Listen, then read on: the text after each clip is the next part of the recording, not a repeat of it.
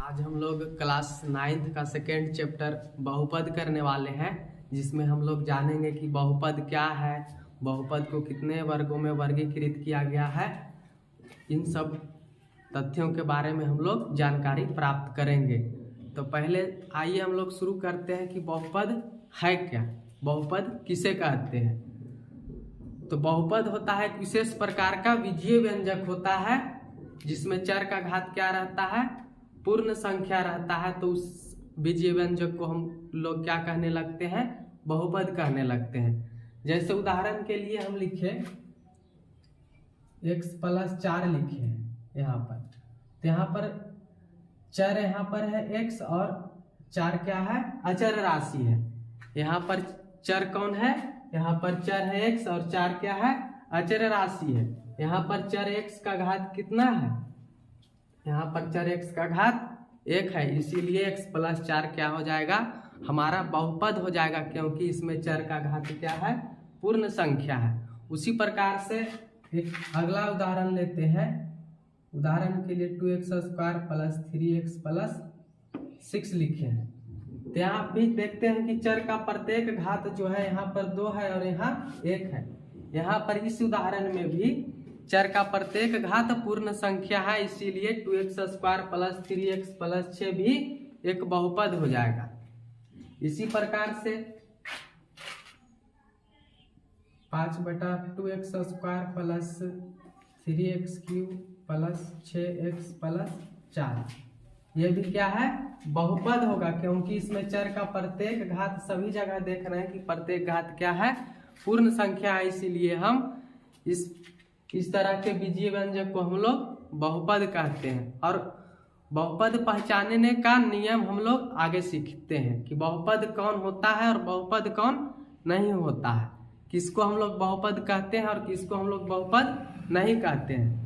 तो यहाँ पर एक एग्जाम्पल लेके के बताते हैं। x+1/x है, क्या है x+ ऐसा बीजीय व्यंजक लिए, x+1/x ले लिए। तो यहाँ पर x+1/x बहुपद होगा कि नहीं होगा, इसका उत्तर हम लोग कैसे पाएंगे।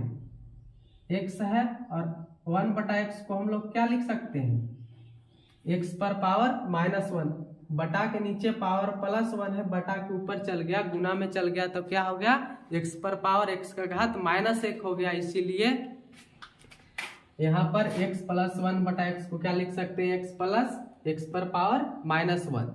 यहाँ पर x का पावर +1 है, यहाँ x का पावर -1 है। यहाँ पर हम लोग देख रहे हैं कि x का चर का प्रत्येक घातांक जो है, घात जो है, पूर्ण संख्या नहीं है। यहाँ पर x का पावर -1 है, पूर्णांक संख्या आ गया, इसीलिए x+1/x जो बीजीय व्यंजक है ये बहुपद नहीं होगा। इसी प्रकार से हम लोग लिखते हैं x² + 1/x², ये भी बहुपद नहीं होगा, क्योंकि x² + 1/x² को x² + x पर पावर -2 लिख सकते हैं, क्योंकि x² बटा के नीचे पावर प्लस में था, बटा के ऊपर गुना में चल गया, तो पावर क्या चीज में हो गया, माइनस में हो गया। और यहाँ पर चर का प्रत्येक घातांक, यहाँ पर तो 2 है पूर्ण संख्या, लेकिन यहाँ पर चर का घात क्या है, -2 है, एक पूर्णांक है, पूर्ण संख्या नहीं है। इसीलिए यह बीजीय व्यंजक भी क्या होगा, बहुपद नहीं होगा। अब हम लोग एक और उदाहरण लेते हैं। 2√x² + 2√x + 3 ले लिए। अब ये बहुपद है कि नहीं, इसके बारे में हम लोग सीखेंगे। तो x² + 2 है और √x का मतलब हाफ पावर होता है, रूट का मतलब हाफ पावर। तो यहाँ पर √x लिखा हुआ है, इसका मतलब क्या है, x पर पावर 1/2 है और प्लस में क्या है, 3 है। इसीलिए यहाँ पर देख रहे हैं, यहाँ पर चर का घात क्या है, 2 है, लेकिन यहाँ पर चर का घात कितना है, 1/2 है, एक परिमेय संख्या है, पूर्ण संख्या नहीं है। इसीलिए यह जो दिया गया बीजीय व्यंजक है यह भी बहुपद नहीं होगा। अब आते हैं हम लोग बहुपद का वर्गीकरण पर आते हैं। बहुपद को कितने भागों में बांटा गया है। तो बहुपद का वर्गीकरण दो आधार पर किया जाता है, पहला पदों की संख्या के आधार पर और दूसरा घात के आधार पर किया जाता है। तो हम लोग पहले जानेंगे कि पदों की संख्या के आधार पर बहुपद कितने प्रकार के होते हैं, फिर इसके बाद हम लोग जानेंगे कि घात के आधार पर बहुपद कितने प्रकार के होते हैं। तो पहला हम लोग जानते हैं कि पदों की संख्या के आधार पर बहुपद के प्रकार।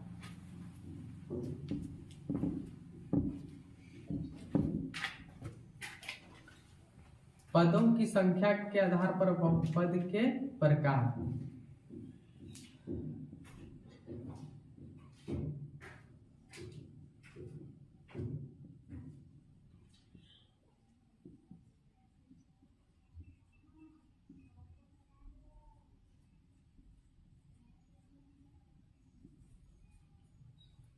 पदों की संख्या के आधार पर बहुपद तीन प्रकार के होते हैं। पहला एक पदी बहुपद, दूसरा द्विपदी बहुपद और तीसरा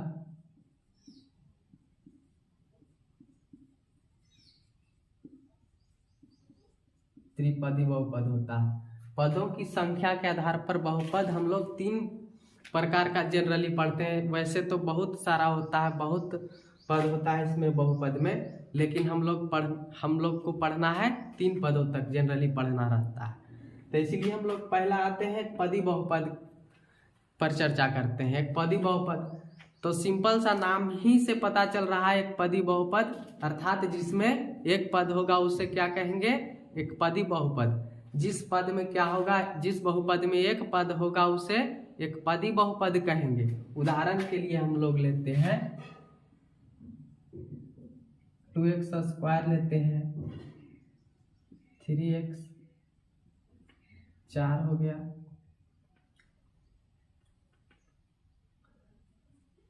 4x पर पावर 4 हो गया। ये सब क्या है, सभी बहुपद में हम लोग देख रहे हैं कि क्या है, सभी में एक पद है, इसलिए यह एक पदी बहुपद है। अब आते हैं द्विपदी बहुपद पर। द्विपदी बहुपद ये भी नाम से पता चलता है, जिसमें दो पद होता है उसे क्या कहते हैं, द्विपदी बहुपद कहते हैं। जिस बहुपद में दो पद होता है उसे द्विपदी बहुपद कहते हैं। उदाहरण के लिए हम लोग लेते हैं x + 4, x² + 3, x³ + 5। ये सब क्या है, सभी में क्या है, दो पद है। ये सब जितना उदाहरण हम यहाँ पर लिए हैं सभी बहुपद में दो पद है, इसीलिए इन सब को क्या कहेंगे, द्विपदी बहुपद कहेंगे। आगे पढ़ना है तीसरा त्रिपदी बहुपद के बारे में। त्रिपदी बहुपद तीन पद वाले बहुपद को क्या कहते हैं, त्रिपदी बहुपद कहते हैं। अर्थात जिस बहुपद में तीन पद होगा उसे किस बहुपद के नाम से हम लोग जानते हैं, त्रिपदी बहुपद के नाम से जानते हैं। त्रिपदी बहुपद का उदाहरण हो जाएगा 3x² + 2x + 4 हो जाएगा, x² + 2x + 1 हो जाएगा। उसके बाद 4x³ + 4x² + 5। इस तरह का बहुत सारा उदाहरण होगा। ये सब जितना उदाहरण लिए हैं ये सब क्या है, ये सब सभी त्रिपदी बहुपद का उदाहरण है, क्योंकि इसमें कितना पद है, 1 2 3, इसमें भी 1 2 3 और इसमें भी कितना पद है, 3 पद है। ये तो ये क्या हो जाएगा, ये सब जितना बहुपद है ये सब क्या हो जाएंगे, त्रिपदी बहुपद हो जाएंगे। अब हम लोग आगे बात करेंगे पदों की संख्या के आधार पर बहुपद हम लोगों ने जान लिया, और आगे हम लोग चर्चा करेंगे घात के आधार पर बहुपद के प्रकार के बारे में। तो घात के आधार पर बहुपद हम लोग तीन तरह का पढ़ते हैं, तीन तरह का पढ़ना होता है, जिसमें पहला होता है रैखिक बहुपद या एक घातीय बहुपद, और दूसरा होता है द्विघात बहुपद, और तीसरा होता है त्रिघात बहुपद। चतुर्थ घात बहुपद और उससे 5 पावर वाला भी बहुपद होता है, लेकिन हम लोग को त्रिघात बहुपद तक ही पढ़ना है ज़्यादातर, इसीलिए हम लोग त्रिघात बहुपद तक चर्चा करेंगे। पदों की संख्या के आधार पर बहुपद को जनरली 3 प्रकार के पढ़ते हैं और आगे हम लोग पढ़ेंगे घात के आधार पर। घात मतलब पावर के आधार पर। घात के आधार पर, घात के आधार पर बहुपद पहला होता है रैखिक बहुपद। पहला कौन सा बहुपद होता है? रैखिक बहुपद। तो रैखिक बहुपद किसको कहते हैं? जिसमें एक पद, जिसमें चर का घात क्या हो? 1 हो। जिसमें चर का प्रत्येक घात कितना हो? 1 हो, उसे रैखिक बहुपद कहते हैं। जैसे उदाहरण में हम लोग लेंगे x + 4, 2x + 3, फिर लेंगे 3x, 4x। ये सब क्या है? ये सब सभी बहुपद में हम लोग देख रहे हैं कि चर का घात कितना है? मैक्सिमम चर का घात देखना है। जिसमें मैक्सिमम चर का, जिस बहुपद में चर का अधिकतम घात 1 होगा उसे क्या कहेंगे? रैखिक बहुपद कहेंगे। आगे हम लोग को पढ़ना है द्विघात बहुपद।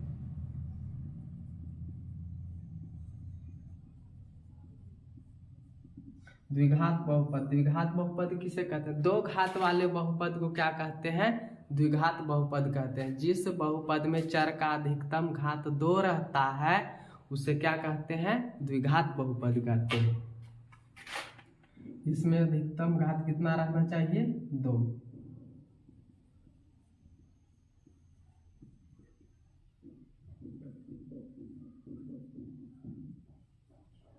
ये सब क्या है? सभी द्विघात बहुपद है, क्योंकि इन सभी उदाहरण में चर का, इस सभी उदाहरण में चर का अधिकतम घात क्या है? 2 है। इसीलिए ये सभी बहुपद जो है कौन से बहुपद हैं? द्विघात बहुपद के उदाहरण है। अब आगे हम लोग पढ़ेंगे त्रिघात बहुपद के बारे में। तो त्रिघात बहुपद का, जिसमें 3 घात होगा, जिसमें चर का अधिकतम घात कितना रहता है? 3 रहता है, उसे क्या कहते हैं? त्रिघात बहुपद कहते हैं। जिस बहुपद में चर का अधिकतम घात 3 रहता है उसे त्रिघात बहुपद कहते हैं। या 3 घात वाले बहुपद को क्या कहते हैं? त्रिघात बहुपद कहते हैं।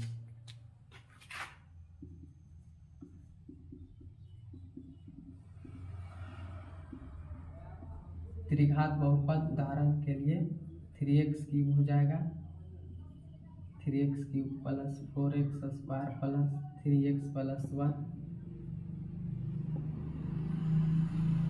x³ + 5। ये सब क्या है? सभी त्रिघात बहुपद के उदाहरण है, क्योंकि इन सभी बहुपदों में चर का मैक्सिमम पावर अर्थात अधिकतम घात कितना है? 3 है। इसीलिए इन सभी बहुपद को हम लोग क्या कहेंगे? त्रिघात बहुपद कहेंगे। पदों की संख्या के आधार पर बहुपद हम लोगों ने पढ़ लिया। एक पदी बहुपद, द्विपदी बहुपद, त्रिपदी बहुपद। और घात के आधार पर भी हम लोगों ने बहुपद के बारे में जान लिया। रैखिक बहुपद या एक घातीय बहुपद, दूसरा हो गया द्विघात बहुपद, और तीसरा कौन हो गया? त्रिघात बहुपद हो गया। एक पदी बहुपद, जिसमें 1 पद होता है उसे एक पदी बहुपद कहते हैं। जिसमें 2 पद होता है उसे द्विपदी बहुपद कहते हैं। और जिसमें 3 पद होता है उसे क्या कहते हैं? त्रिपदी बहुपद कहते हैं। उसी प्रकार से घात के आधार पर 1 घात वाले बहुपद को रैखिक बहुपद कहते हैं, 2 घात वाले बहुपद को द्विघात बहुपद कहते हैं, और 3 घात वाले बहुपद को क्या कहते हैं? त्रिघात बहुपद कहते हैं। अब आते हैं हम लोग बहुपद के शून्यक पर आते हैं। बहुपद का शून्यक किसे कहते हैं? किसी बहुपद का शून्यक के बारे में हम लोग आगे जानकारी प्राप्त करेंगे।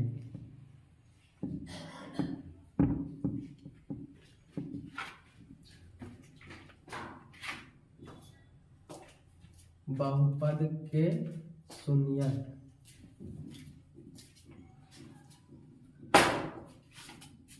बहुपद के शून्यक के बारे में हम लोग जानकारी प्राप्त करेंगे कि बहुपद का शून्यक किसे कहते हैं। तो बहुपद में चर का वह मान जो बहुपद को क्या कर दे? शून्य के बराबर कर दे, या जिसके लिए बहुपद का मान क्या हो जाए?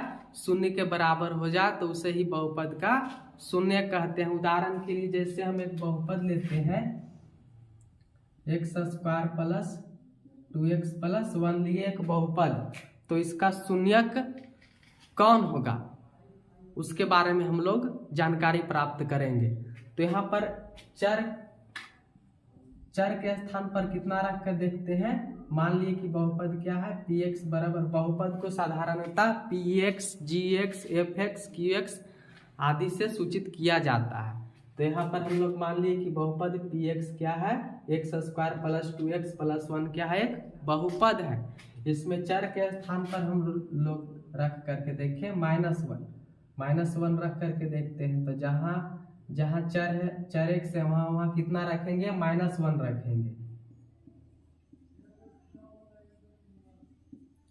यहाँ पर -1 का स्क्वायर 1 हो जाएगा, 2 गुना -1 करेंगे तो -1 होगा और 1 हो जाएगा, 1 1 2 हो जाएगा, 2 में से 2 गया, 0 हो गया। तो इस बहुपद के लिए px के लिए p-1 का मान क्या आ रहा है, p-1 क्या आ गया, 0 आ गया। यहाँ चर के स्थान पर -1 रख दिए तो बहुपद px क्या हो गया, शून्य के बराबर हो गया। इसीलिए -1 को क्या कहेंगे, बहुपद px जो हम लोग लिए हैं उसका शून्यक हो जाएगा। यहाँ पर इस उदाहरण में -1 क्या हो जाएगा, बहुपद px का शून्यक हो जाएगा, क्योंकि इस बहुपद में चर के स्थान पर हम -1 रख रहे हैं तो उसका मान क्या हो जा रहा है, शून्य के बराबर हो जा रहा है। इसीलिए -1 क्या हो जाएगा, इस बहुपद द्विघात बहुपद px का क्या हो जाएगा, शून्यक हो जाएगा। उसी प्रकार से हम लोग दूसरा उदाहरण लेकर के देखते हैं। 3x प्लस 4 लेते हैं, px मान लेते हैं कि gx बराबर कितना है, gx बराबर कितना है, 3x प्लस 4 है। तो यहाँ पर चर के स्थान पर हम लोग -4/3 रख के देखते हैं। चर के स्थान पर कितना रखेंगे, -4/3 रख के देखते हैं।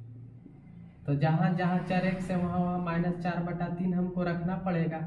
अब यहाँ 3 से 3 कट गया और क्या बचा, -4 प्लस 4।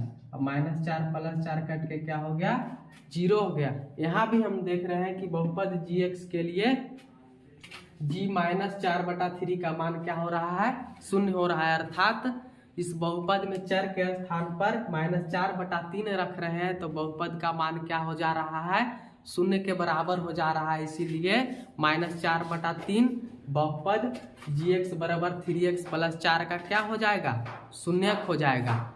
आगे हम लोग अगले वीडियो में हम लोग जानेंगे बहुपद का शून्यक कैसे निकाला जाता है और बहुपद का गुणनखंड, शेषफल प्रमेय और गुणनखंड प्रमेय के बारे में अगले वीडियो में हम लोग सीखेंगे। आज के लिए इतना ही।